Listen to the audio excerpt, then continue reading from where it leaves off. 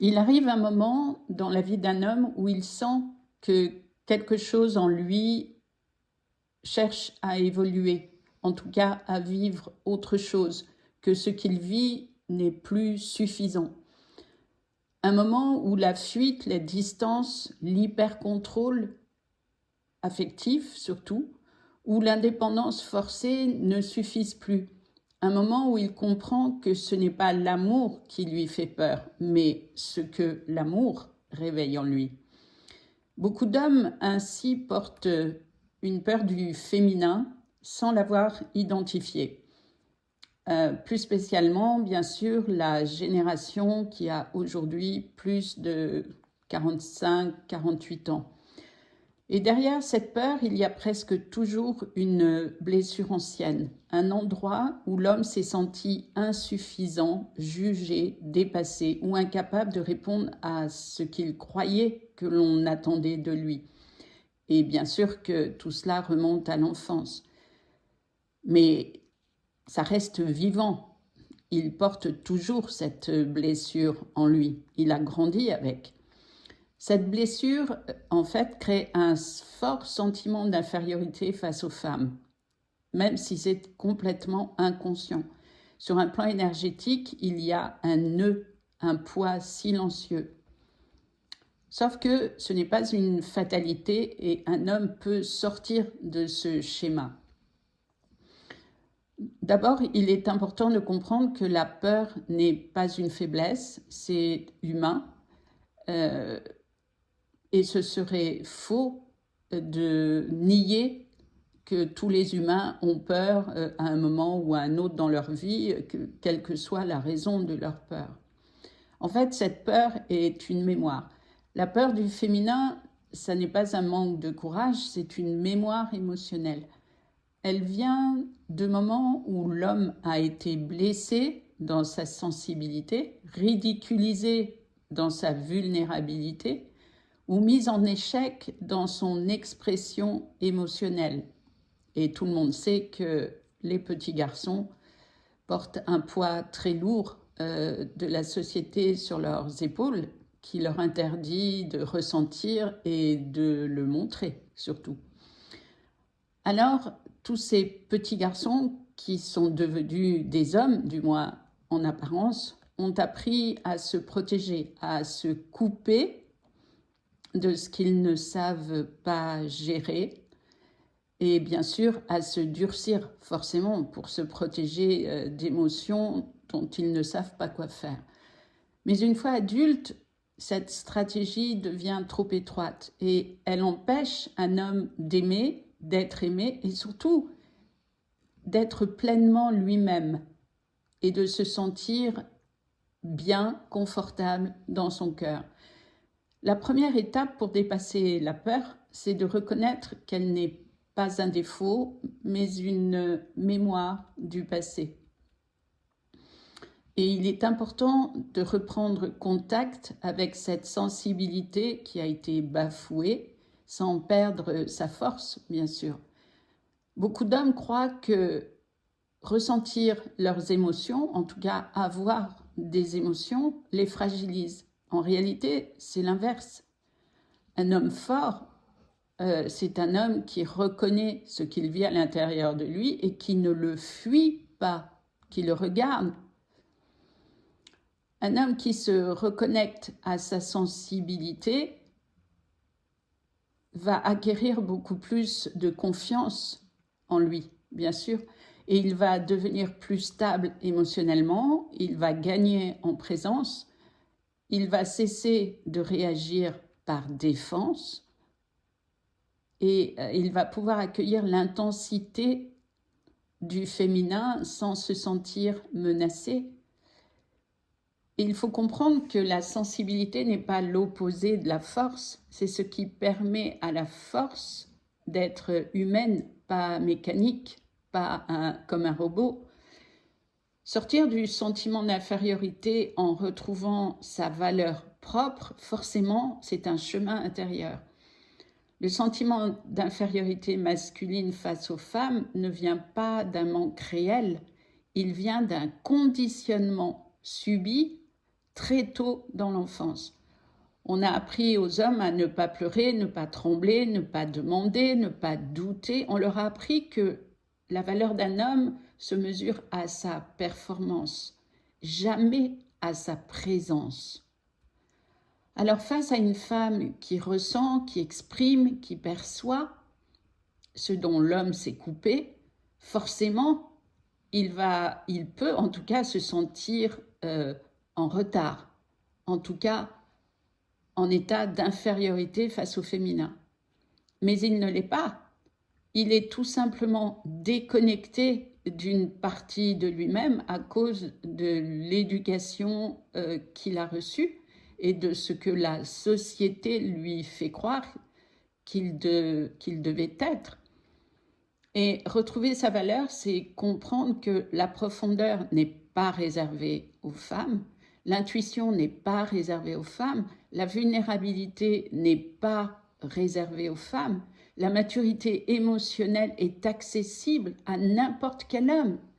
C'est un choix, c'est tout.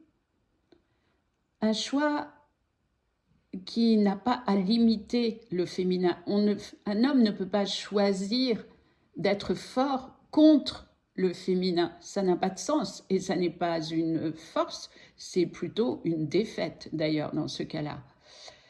En fait, un homme a retrouvé son axe, sa manière masculine d'être sensible, présent et vrai pour être enfin entier.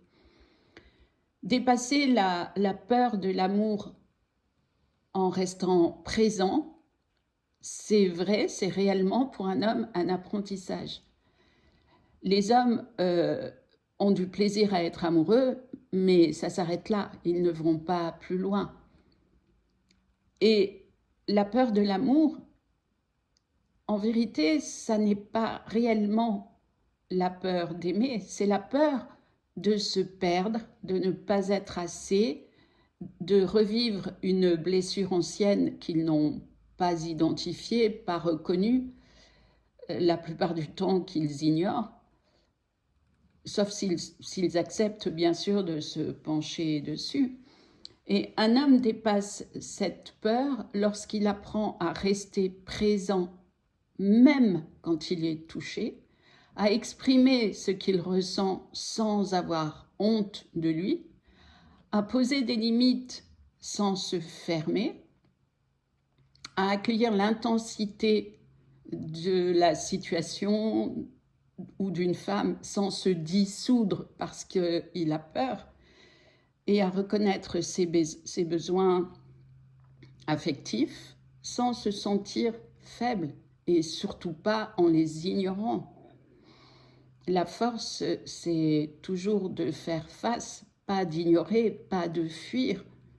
En tout cas, la vraie force, c'est toujours être objectif et cohérent par rapport à ce qui se passe et ne pas se fermer ou se raconter des mensonges.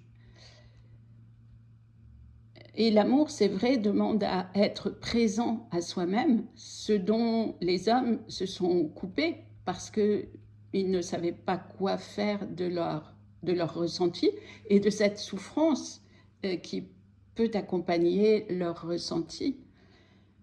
Donc, réparer son rapport au féminin pour retrouver sa souveraineté d'homme, c'est possible. Considérer que le féminin n'est pas une menace, c'est le premier pas. En fait, le féminin est un miroir, c'est tout. Il révèle à l'homme des parties de lui-même qu'il n'a pas encore habitées parce qu'il ne les a pas encore identifiées et reconnues, comme la profondeur, la vérité, la sensibilité, la capacité à aimer sans se trahir. Et ce qui est assez magnifique, c'est que lorsqu'un homme ose dépasser sa peur du féminin, donc lorsqu'il ose entrer en communication avec ce qu'il est vraiment dans son cœur, alors il devient plus solide, plus libre, plus mature, plus ancré, plus souverain.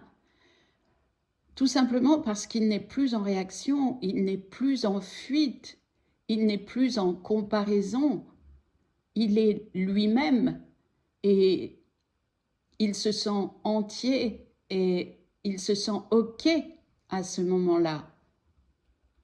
Il sait que le féminin, ça peut être, la relation avec le féminin, ça peut être un échange extrêmement riche et on peut grandir à deux dans une relation, bien sûr. Pour conclure, un homme n'est pas défini par ses blessures, mais par ce qu'il choisit d'en faire, par ce qu'il ose regarder. La peur de l'amour, ça n'est pas une condamnation à vie, et la peur du féminin, ça n'est pas une fatalité. Le sentiment d'infériorité n'est pas une vérité, c'est une expérience de petit garçon qui a souffert de ce qu'il a subi, de ce qui lui était imposé.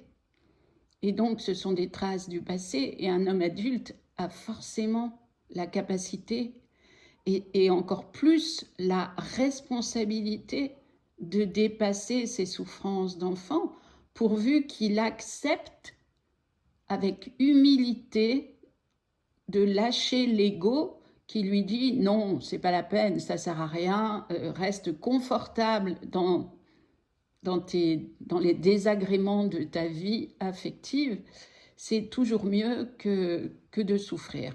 Voilà, ça c'est l'ego. Mais on n'est pas obligé de le suivre. À un certain âge, on peut reconnaître que la vie affective est difficile, qu'on est responsable et qu'on peut agir. La maturité masculine commence en fait le jour où un homme cesse de fuir ce qui l'effraie sur un plan affectif et décide d'y entrer avec conscience, présence et dignité. Et pas seulement pour lui-même, tout autant pour le féminin, pour la relation dans le couple, qui peut changer complètement à partir du moment où un homme cesse de penser à comment il devrait être et s'accepte comme il est et peut en parler. Parce que la vérité, c'est que chaque personne souffre en silence de ce qu'elle croit qu'elle devrait être et qu'elle pense qu'elle n'est pas. Mais ce que nous ne sommes pas, c'est seulement quelque chose, un état qui est en devenir.